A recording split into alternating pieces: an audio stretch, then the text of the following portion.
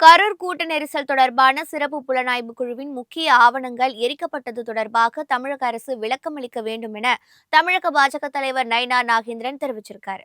இதுகுறித்து அவர் வெளியிட்டுள்ள அறிக்கையில், கரூர் கூட்ட நெரிசல் தொடர்பான சிறப்பு புலனாய்வு குழுவின் எஸ்ஐடி முக்கிய ஆவணங்கள் எரிக்கப்பட்டதாக வெளிவந்துள்ள செய்தி மிகுந்த அதிர்ச்சியை ஏற்படுத்தியுள்ளதுன்னு குறிப்பிட்டிருக்காரு.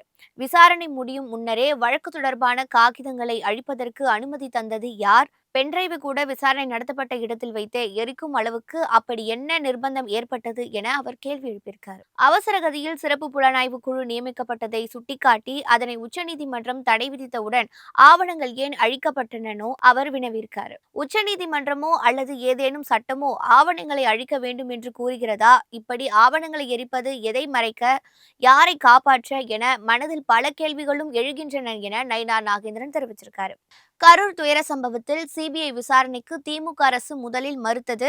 பின்னர் பேரவையில் அமைச்சர்கள் அவசரகதியாக மாற்றி மாற்றி கருத்துக்களை தெரிவித்தனர்னோ, தற்போது ஆவணங்கள் எரிக்கப்பட்டுள்ளதுனோ அவர் கூறியிருக்காரு.